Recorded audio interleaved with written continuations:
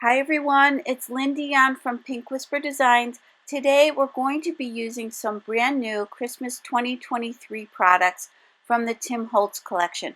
We'll be using a brand new embossing folder and a new set of the mica stains, which you know I love, and we're also going to be using some really pretty stickers.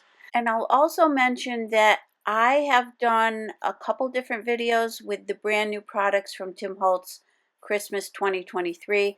I will link a couple of those down below for you if you're interested in taking a look at those. For now, let's go ahead and get started on today's project. To get started, I've got some Kraft cardstock. I've got two pieces cut at 4 inches by 11 inches. And this is to make 2 gift card holders. So let's go ahead and set those aside, and then we're going to cut 2 more at 4 inches by 4 3/4 inch, and the last 2 will be 4 inches by 1 1/2 inch. So let's set those aside and grab this beautiful Tim Holtz Texture Fades Holiday Knit Embossing Folder. This is part of the Christmas 2023 collection, and this is just so pretty. So let's go ahead and emboss these. You'll want to use the instructions for your specific machine. This is not a 3D embossing folder, so you can just run it through as a regular embossing folder. Now I went ahead and embossed that larger panel. So that was the one that measured 4 inches by 4 3/4 inch. And now I want to do this smaller panel. I'm just looking for an area on the embossing folder that I really like. Any of those little sections would be really pretty. I decided to grab those little snowflakes. So I'll repeat that process for the second set. Once that's done, I wanted to cut those little edges off this snowflake border. I just had a little extra on each side that I just want to trim away. So I've got my little mini trimmer from Tim Holtz, and I'm just going to clean that up a little bit. I'll do the same thing for this other one. And I love this little trimmer for these smaller projects. I love traveling with this too. It really packs up easily, and it's great to take with you on the go. So let's grab the Distress Oxide ink in Peacock feathers, and I've got my small Tim Holtz Distress Brayer. This measures, I believe, 2 1/4 inches, so it's nice and small. And what we want to do is apply the Peacock Feathers Distress Oxide ink onto the brayer. Now I'm putting plenty on the brayer, but then I have a piece of scrap paper there to remove some of that ink. I'm going to just apply this a little bit at a time. I'm trying to keep that ink on the high spots. I know some of it will get onto those lower areas of the cardstock, but I'm trying to avoid that as best I can. So by removing some of that ink, I can just add layers of color until I get that just right amount of color that I'm looking for. And again, that will keep it up on the top embossed area the best. So once I have that done, we can go ahead and do that little snowflake border for the inside of the card.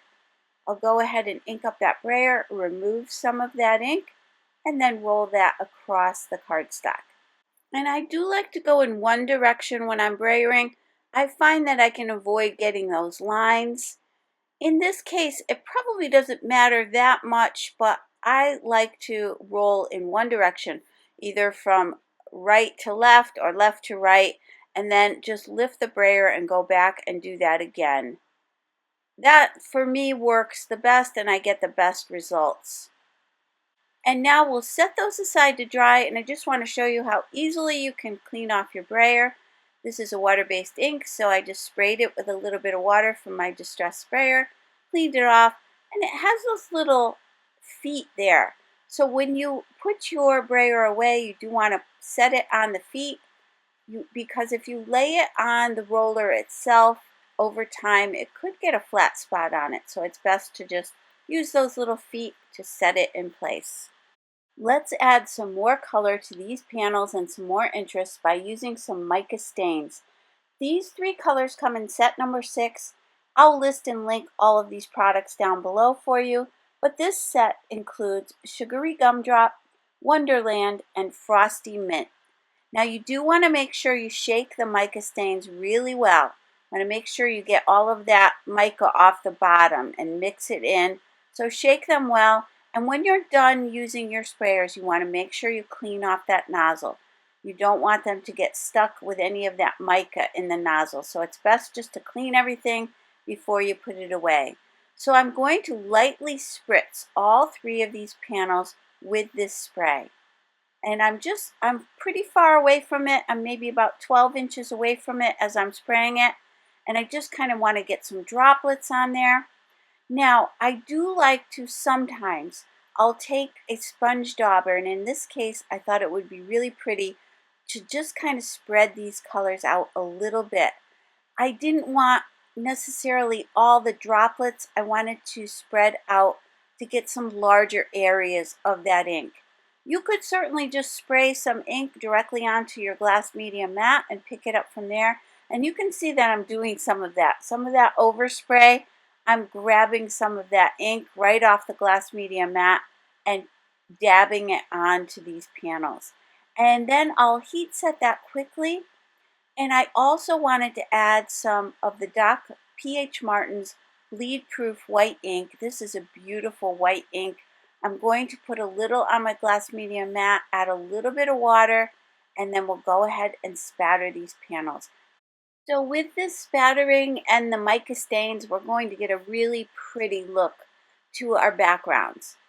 And remember, the mica stains have a beautiful shimmer to them.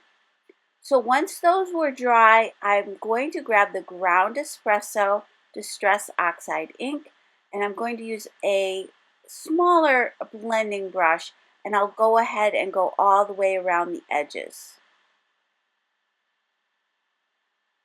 I'm going to darken up those corners just a little bit more, and that will bring your eye towards the center and finish off those edges a little bit. I'll do the same thing for the little snowflake panels. I'm going to go right along the top and the 2 sides. And this also gives it a little bit more of a vintage look. So now that I have those panels all done, I wanted to show you that mica spray up close, that beautiful shimmer that you get. Let's go ahead and create the card base. So I've got this panel that measures 4 inches by 11 inches that we cut earlier. I'm going to score it at 4 3/4 inch, and then I'll flip it around and score it again at 1 1/2 inch. Now let's go ahead and fold this. So I'm going to fold that first one over just like a card. I'll press that out with the bone folder. And then this little flap is going to be on the inside of the card. So I'm going to fold that up and towards the inside of the card. So that's the base for the card. Let's go ahead and do this second panel. Again at 4 3/4. Flip it around and score it again at 1 1/2 inch. And then we'll do our folding. And do make sure you press that out really well with the bone folder. For the sentiment, I'm going to be using the Tim Holtz Sizzix Thinlits Festive Words die set. We're going to use the sentiment that says joy, but you get these other 2 sentiments as well, and you also get that background piece, which is really nice to layer up these sentiments. The other 2 say let it snow and hello winter. So I've got the joy sentiment. We're going to start off by creating a background. This is so we can die cut the word joy. I'm using the same 3 distress mica stains that we used before. I'll give a nice coating of this. I'm going to go ahead and heat set this first layer. I'm going to also use that little sponge dauber to spread this ink about the paper and just kind of even it out a little bit. I wanted quite a bit of ink with this first layer, so depending on how hard you press down on that nozzle, so if you press it really hard, you'll get a fine mist that I have here.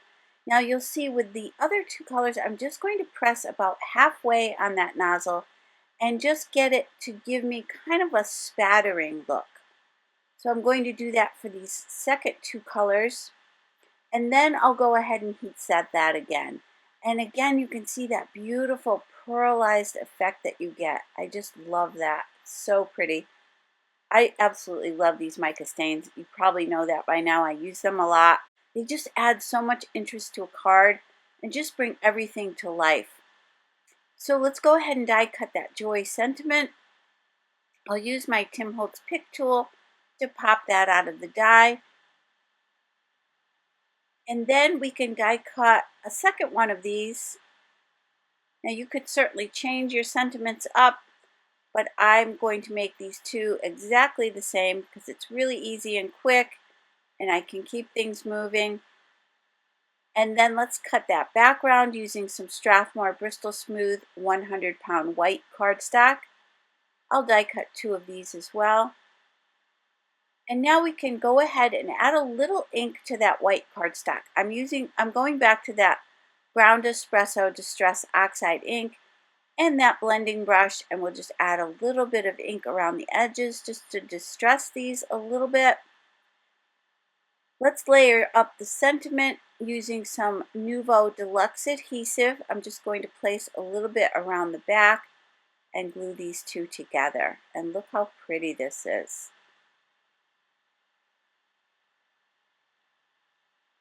I'll do the same thing for that other one. Now I've got the two card panels and I wanted to add some twine to these. I'm kind of going for a little bit more of a masculine look, although these could be for anyone. I have a lot of boys and men in the family, so I'm trying to kind of get a few of these to be a little bit more rustic looking, a little bit more masculine looking. But again, it doesn't necessarily have to be one or the other. I am going to add a few sequins at the end, so I did kind of add that little bit of a feminine touch. But you could certainly just add some metal stars or some chipboard stars to it if you wanted to change that up a bit as well. I'm going to do both of these the same way. I've just wrapped that twine around about 3 times. I'm using my reverse tweezers from scrapbook.com to hold that in place while I tie a knot. We'll just trim away any of that excess. Once I have those 2 panels complete, I'm going to go ahead and start attaching these together. I'm going to attach the snowflake border to the inside panel there.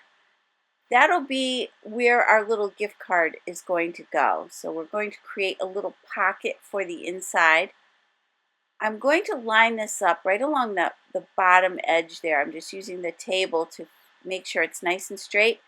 And then because I did trim these down just a little bit earlier, I'm going to trim away any excess. So let's get these in place. Now you could certainly leave them just like that, but I'm going to trim off that little bit of excess I have at the top. So I'm going back to that mini paper trimmer and we'll just clean this up a little bit.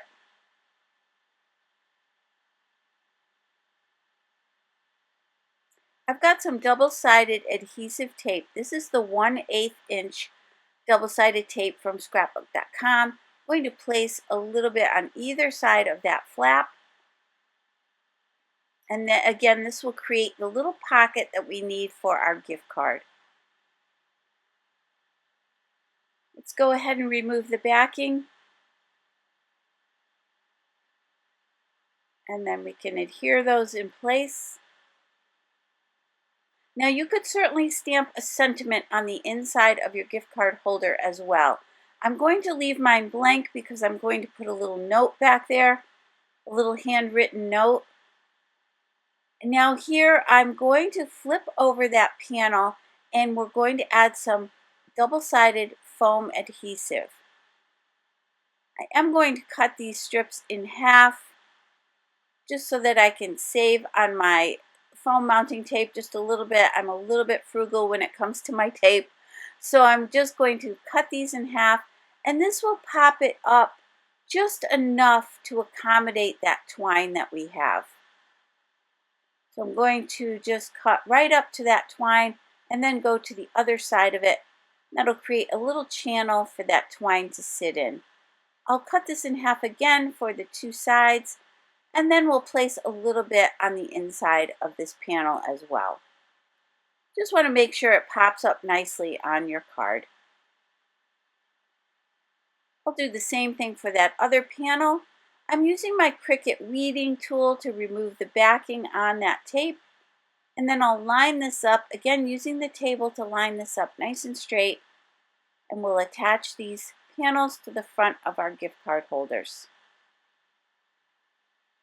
Let's do the same thing for this one. And then for this sentiment, I'm going to do the same type of thing. Only this time I'm going to double up the foam mounting tape. So I'm just going to fold it on top of itself. We'll go ahead and cut that in half. And then I'm going to create that same little channel right down the center of the sentiment. And that will, again, accommodate that twine.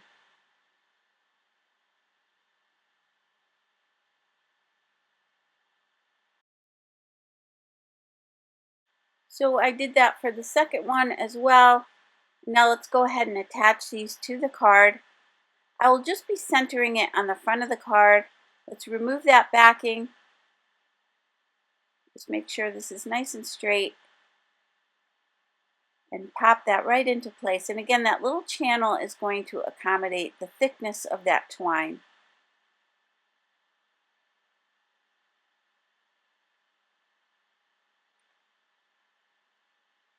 I'm also going to fray the ends of that a little bit. I'm just kind of pulling it apart, just kind of giving it, again, a little bit more of a vintage look. I'm just separating those ends a little bit. You could also add a little ink to the ends of those if you wanted to. Now I've got the Spellbinders Teal Opalescent Sequins. These are beautiful. These don't have the hole in the center, so they're really pretty. Now here again, if you wanted to keep it a bit more masculine, you could add some like metal stars. You could add some darker sequins or some little enamel dots. But I did decide to add these teal opalescent little sequins. I just thought they were so pretty. I couldn't resist. Now to enhance that joy sentiment a little bit more, I've got the sticker book from the Christmas 2023 Tim Holtz collection. And you get tons of Christmas sentiments in here. They're just fantastic. And I'm going to grab a couple different ones. For this first one, I've got a sentiment that says in your heart. So it'll say joy in your heart. And I'm inking that up with a little bit of ground espresso right around the edges. And again, these are stickers, so you can just stick these right down onto your project. And for this second one, it will say the sentiment joy. And this sentiment says, and hear the Christmas joy bells ring. I love that. So I'm going to attach that right underneath. And you can see that adds a lot to the front of our little gift card holder. And then for the inside of each of them, I grabbed this sentiment that says Merry Christmas. I inked those up as well and then just stuck those right at the very top of this little pocket. I've got these really pretty gift cards that match my project perfectly. I did purchase the gift cards first and match them to my project. So you may want to think about that when you're creating your gift card holders. But these little Panera, everybody loves Panera. I'm addicted to that place. And these little gift cards match perfectly. I've got a nice place inside for my sentiment. You could also add a really pretty sentiment on a piece of note paper and slide it right into that gift card pocket. You could also put cash in there. So whatever you want to do here, you could add a few little stickers if it's for a child. That would be really fun. So I really hope you enjoyed today's project. If you did, please hit the like button and subscribe. And don't forget to hit that notification bell so that you don't miss a single video. Thanks so much for joining me today. I really do appreciate it. And I hope you all have a great day. Take care. Bye-bye.